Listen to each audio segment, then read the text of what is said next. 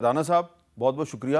آپ بھی ہمیشہ سے مذاکرات کو سپورٹ کرتے رہے ہیں. آپ ہمیشہ سے کہہ رہے تھے کہ جی ڈائلاگ کریں. لیکن اب وزیر اعظم صاحب بھی ڈائلاگ کی بات نہیں کر رہے اور اسپیکر صاحب کہہ رہے ہیں کہ جی میں تو 40 قدم پیچھے چلا گیا ہوں. کیا آپ بھی کوئی 80 قدم پیچھے چلے گئے؟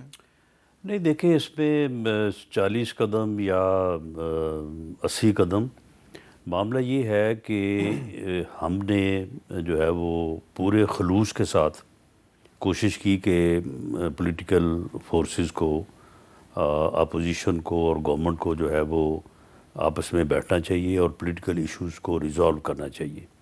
ہم نے یہ کوشش اس وقت بھی کی تھی جب ہم اپوزیشن میں تھے اور عمران خان صاحب وزیر اعظم تھے. اس وقت بھی ہمارے خلاف مقدمے بنائے جا رہے تھے اور آن دی فلور آف دی ہاؤس میاں شہباز شریف صاحب نے کہا تھا کہ جناب وزیر اعظم ہمارے ساتھ زیادتی ہوئی ہے، ہمارے ساتھ دھاندلی ہوئی ہے، آر ٹی ایس بٹھایا گیا ہے، لیکن اب آپ کیونکہ وزیر اعظم ہیں تو ہم آپ کے ساتھ بیٹھنے کو تیار ہیں تاکہ ہم اس ملک کی بہتری کے لیے جو ہے وہ کام کریں. تو آگے سے عمران خان صاحب نے تو پھر یہی کہا تھا کہ میں نے تو آپ کو چھوڑنا ہی نہیں ہے، آپ یہ مذاکرات کرنا چاہتے ہیں، میرے ساتھ بیٹھنا چاہتے ہیں، میں نے تو آپ کو چھوڑنا نہیں ہے، میں تو آپ کو سب کو جیلوں میں ڈالوں گا. اور پھر وہی کچھ ہوتا رہا پورے 4 سال. اب ہم نے کوشش کی، اس کوشش میں میں شامل تھا اور اسپیکر صاحب بالکل پورے خلوص کے ساتھ شامل تھے. خواجہ سعد رفیق صاحب بھی اس میں ہمارا ساتھ دینے والوں میں سے تھے. اور یہ بات ہم نے وزیر اعظم سے بھی کی. وزیر اعظم نے اپنی پارٹی کی اجازت سے، اور جن کے متعلق یہ فرماتے تھے کہ جی ان کے پاس تو ہے ہی کچھ نہیں، ساری طاقت تو اس طرف ہے، تو بھئی اب اگر آپ ہمیں یہ سمجھتے ہیں کہ ہمارے پاس کچھ نہیں ہے اور طاقت کسی اور کے پاس ہے، تو پھر آپ کا کیا خیال ہے کہ ہم جو بات کر رہے ہیں یہ کوئی بغیر کسی انڈرسٹینڈنگ کے یا بغیر کسی جو ہے وہ وجہ کے کر رہے ہیں؟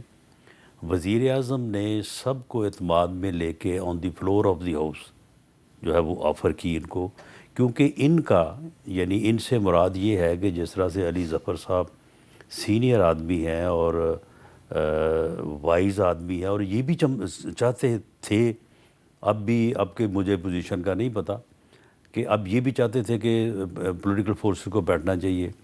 دوسرے جو ان کے سینئر لوگ ہیں وہ ہمیں باقاعدہ انہوں نے ہمیں کہا کہ جی آپ تو مذاکرات کی بات کرتے ہیں، لیکن آپ کا جو ٹاپ لیڈرشپ لیول ہے، وزیر اعظم ہے، وہ بات کرے نا. آپ کی بات سے تو ٹھیک ہے، آپ بات کر رہے ہیں، اسپیکر صاحب بات کر رہے ہیں. تو پھر وزیر اعظم نے آن دی فلور آف دی ہاؤس ان کو آفر کی. اس کا جواب اس وقت اپوزیشن لیڈر عمر ایوب صاحب نے جن الفاظ میں دیا تھا وہ انتہائی قابل اعتراض تھے، انتہائی قابل اعتراض. اس کے بعد پھر انہوں نے دوبارہ آفر کی.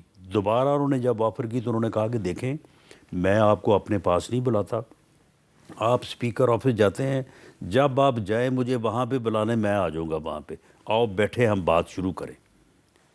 ہم نے انہیں، میں نے بھی اور اسپیکر صاحب نے بھی ان سب دوستوں سے کہا. انہوں نے ایک ہی بات کی کہ جی ہمیں اجازت نہیں ہے بات کرنے کی، ہم بات نہیں کر سکتے، ہمیں پہلے آپ ہماری ملاقات کروائیں، اس میں ہم ان کو سمجھائیں گے عمران خان صاحب کو. اگر وہ سمجھ گئے، اگر پھر انہوں نے ہمیں اجازت دے دی تو پھر ہم آپ کے ساتھ مذاکرات کریں گے. ہم ان سے متعدد بار یہ کہتے رہے کہ جی دیکھیں آپ ہمارے ساتھ بیٹھیں نا، مذاکرات میں بیٹھ کے آپ ہمیں یہی مطالبہ کریں کہ جی ہمیں پہلے ملاقات کروائیں تو بات تو شروع ہو. لیکن یہ نہیں بیٹھے. اور اس کے بعد عمران خان صاحب کی جو وہاں سے گفتگو آتی رہی ہے، جو ٹویٹ اور جو وہ ایکس ان کا اکاؤنٹ ہے اس میں جو آتا رہا ہے، جو وہاں پہ گفتگو ہوتی رہی ہے، جو باہر جو ہے وہ گفتگو ہوتی رہی ہے، اس نے ڈیڈ لاک یہ پہلے ہی تھا. یہ ایسا نہیں ہے کہ ڈیڈ لاک اب پیدا ہوا ہے، پہلے سے تھا. یہ ڈیڈ لاک تھا. یہ ڈیڈ لاک کبھی نہیں ختم ہوا. اب یہ ہے کہ اس ڈیڈ لاک کو جو ہے وہ یہ واضح ہو گیا ہے. اب اس کو وہ بھی تسلیم کر رہے ہیں اور ہم بھی تسلیم کر رہے ہیں کہ deadlock is there. Okay جی. علی ظفر صاحب، آپ نے رانا صاحب کی گفتگو سن لی تو آپ بھی ہمیشہ سے ڈائلاگ کے مکالمے کے حامی رہے ہیں. اب آپ کا کیا خیال ہے کہ اگر آپ قومی کانفرنس کر رہے ہیں اور اس میں آپ مسلم لیگ نون کو نہیں بلا رہے تو پھر اس کا کیا فائدہ ہوگا؟ پیپلز پارٹی تو اس پوزیشن میں نہیں ہے کہ وہ ان مطالبات پر عمل درآمد کروائے جو کہ آپ کے مطالبات ہیں. جی حامد میر صاحب، پہلے تو میں یہ کہنا چاہوں گا کہ ایک ہیومن رائٹ دن ہے، پوری دنیا میں منایا جا رہا تھا، لیکن پاکستان میں بدقسمتی سے اس وقت ویرانہ ہے، اور ایک آپ کے اوپر ایک طاری ہو جاتا ہے ایک ایسا اثر جہاں آپ کو کوئی امید نظر نہیں آتی. لیکن میں تب بھی سمجھتا ہوں، جس طرح رومی نے کہا تھا کہ ویرانے میں سے ہی شاید خزانے کی امید نظر آتی ہے، تو ابھی بھی میں پر امید ہوں کہ کوئی نہ کوئی رستہ نکلے گا انشاءاللہ، اور کوئی نہ کوئی ہم طریقہ ڈھونڈیں گے، سیاسی طور پہ اس کا حل ڈھونڈیں گے. لیکن آج کے دن جب میں کھڑا ہوں تو مجھے کوئی رستہ یا روشنی نظر نہیں آ رہی دور دور تک. اور جو رانا صاحب نے فرمایا کہ ڈیڈ لاک ہے، میری نظر میں بھی اس وقت کمپلیٹ ڈیڈ لاک ہے. ہم نے ملاقات کی تھی اسپیکر صاحب کے ساتھ، رانا صاحب بھی شاید اس میٹنگ میں تھے، تھوڑی دیر بعد آئے تھے، اور وہاں ہم نے یہ مطالبہ کیا تھا ضرور جو رانا صاحب کہہ رہے ہیں کہ اگر کوئی کسی قسم کی بات شروع کرنی ہے تو جب تک خان صاحب کی انسٹرکشنز نہیں آئیں گی، جب تک ان کی ہدایت نہیں آئے گی، یہ فضول ہے کسی قسم کی بات چیت بھی کرنا. تو آپ ہماری ملاقات فیسیلیٹیٹ کریں، اور ملاقات آپ بے شک پارلیمنٹیرینز فیملی کی الگ کر دیں، اور اس پہ قدغنیں بھی لگانی ہیں تو لگا دیں، لیکن کم از کم ایک شروع تو کریں. آپ اپنی طرف سے ایک آفر کریں، اپنی طرف سے ایک ایسا کنڈیشن دیں ہمیں جو کہ ہمیں ماحول نظر آئے تبدیل ہوتا ہوا، اور ہمیں یہ بھی ثابت ہو کہ آپ کے پاس اختیار بھی ہے اور آپ کی نیت بھی ٹھیک ہے.